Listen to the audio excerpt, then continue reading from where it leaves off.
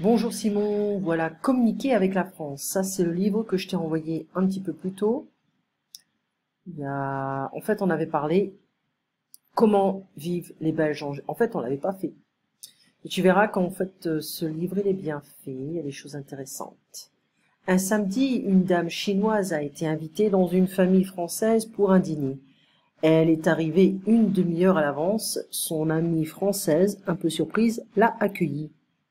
J'arrive un peu plus tôt pour voir si je peux aider dans la préparation du repas, a dit la chinoise. Après un peu de bavardage, elle a poursuivi. Puis-je visiter un peu votre appartement? À la fin de sa visite domiciliaire, voyant la préparation du repas en cours et la cuisine un peu en désordre, elle voulait rester dans la cuisine pour y travailler un peu. Mais la maîtresse de maison a insisté pour qu'elle retourne dans la salle de séjour. Le repas a duré environ 2 heures. Peu après le repas, la chinoise s'est excusée et s'en est allée. Ok. La dame chinoise est arrivée un peu à l'avance. Elle voulait rester dans la cuisine pour aider la maîtresse de maison dans sa préparation du repas. Le repas a duré 2 heures. 2 heures, c'est bon, c'est pas exceptionnel non plus. Pour un Français, il est très impoli d'arriver un peu en retard. Oui, mais en fait, ça dépend. Ça dépend où on est, le Nord, Paris. C'est acceptable, on va dire, peut-être 5-10 minutes, mais pas trop non plus. En France, le repas de 2 heures ne semble pas trop long. C'est vrai, mais bon, pour moi, c'est suffisant. Alors, je vais zoomer un peu parce que c'est petit. C'est pas toujours évident d'avoir la bonne taille pour ce genre de choses. Je vais ouvrir. Et je ne peux pas.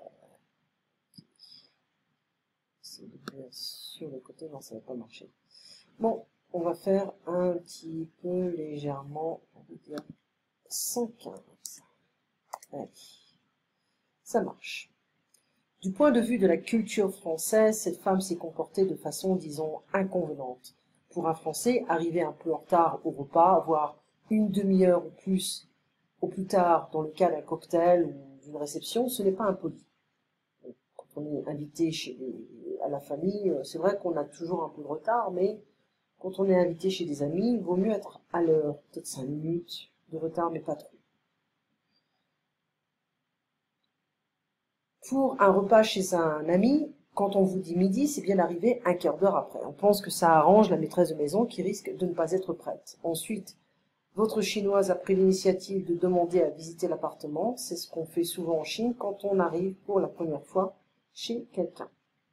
Or, en France, on parle des pièces de réception, des pièces privées. En général, on ne connaît que le salon et la salle à manger. Notre chinoise ne s'est pas attardée après le repas. Le repas de 2 heures lui semblait peut-être déjà trop long, mais aux yeux des Français, elle s'en va trop vite. On ne vient pas seulement pour manger. En Chine, le repas ne traîne pas. Après celui-ci et un moment de bavardage, les invités s'en vont. Néanmoins, les Français traînent beaucoup à table, apéritifs, café, liqueurs. On doit montrer qu'on est venu voir les gens, écouter leurs conversations plutôt que manger.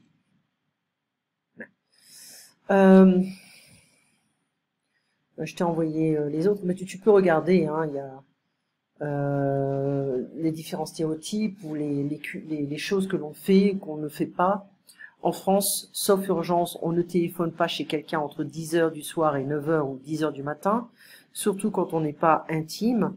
Quand un Français reçoit un coup de téléphone trop tard ou trop tôt, on pressent une urgence ou un accident. C'est pas comme les Américains, qui appellent n'importe quand. Des choses on pourrait en fait commenter.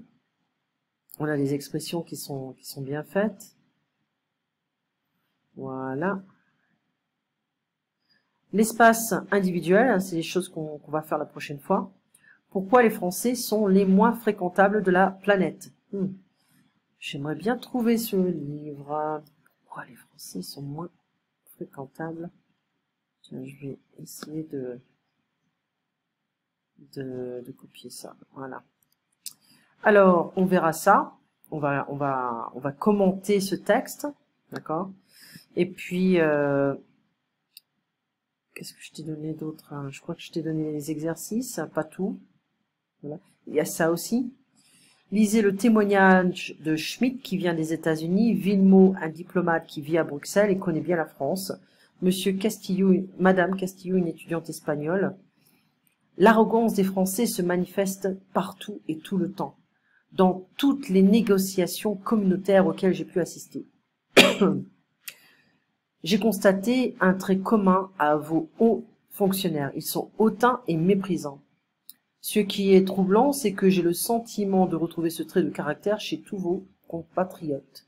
Par exemple, à la télévision française, pourtant largement diffusée et regardée en Belgique, les noms des hommes politiques belges, premiers ministres en tête, sont systématiquement égratignés, à croire que vos journalistes le font exprès.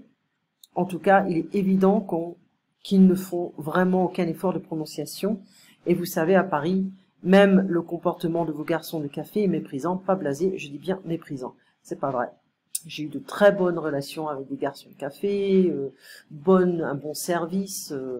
Non, c'est n'importe quoi. Ils sont plutôt sympathiques, du moins ceux que je connais. Ils sont intelligents, c'est incontestable, et ils ont de l'humour. Mais ils ont aussi de gros défauts. Ils sont constamment contents d'eux. Ok. Ils se prennent beaucoup pour le nombril du monde. Et ils se voient les meilleurs en tout, c'est dommage. Les Français sont des gens chaleureux, ils sont beaucoup plus accueillants qu'on ne le pense, et ils ont ce que j'appelle un bon cœur et soutiennent facilement ceux qui sont dans la peine ou dans la difficulté. Pour qu'un Français saisisse parfaitement la nature de l'image d'arrogance de la France à l'étranger, il lui suffit de faire une simple transposition de l'image qu'ont les Français des États-Unis. Il existe en effet une quasi-symétrie des représentations très sensible à l'hégémonie américaine. Les Français y voient une arrogance. Les étrangers ont la même représentation de la France. Ok, on en parlera. Ce sera intéressant d'en parler. Ok, il y a un peu de vocabulaire. Voilà. Donc c'est ce qu'on fera. Et puis on pourra faire un petit peu plus de vocabulaire. On avait également, attends que je pose un peu, également fait vocabulaire progressif du français, niveau perfectionnement. Et là, on avait fait quelque chose de... Je trouve que c'est vraiment bien fait. Ils ont vraiment fait du bon travail ici. L'espace. Coin, lieu, endroit, point. Je vais zoomer parce que c'est trop petit pour moi. Ok. J'ai mis cette boîte à archives quelque part, dans un coin. C'est quelque part. Hein, j'ai mis cette boîte à archives quelque part, dans un coin.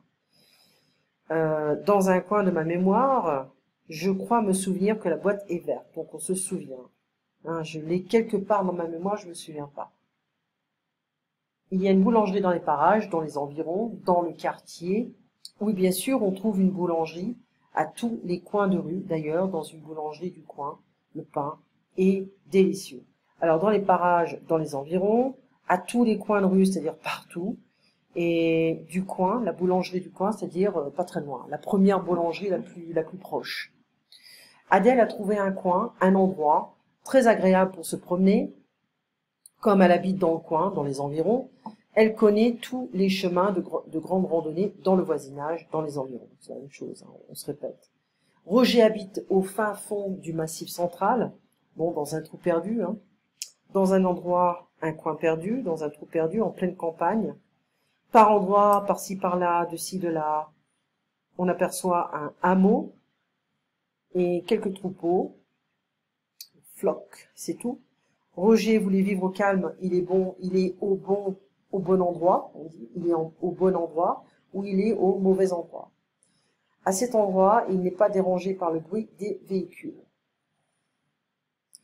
Il va falloir trouver un emplacement pour cette nouvelle piscine. Voilà, un endroit, on va devoir savoir où est-ce qu'on met cette piscine. D'accord ? Et puis on finira ça demain, enfin pas demain, vendredi. Parce que je pense que c'est vraiment un livre qui est superbe. Tu passes une bonne soirée, un bon jeudi, et on se voit donc vendredi à 8 h. À bientôt, Simon. Merci.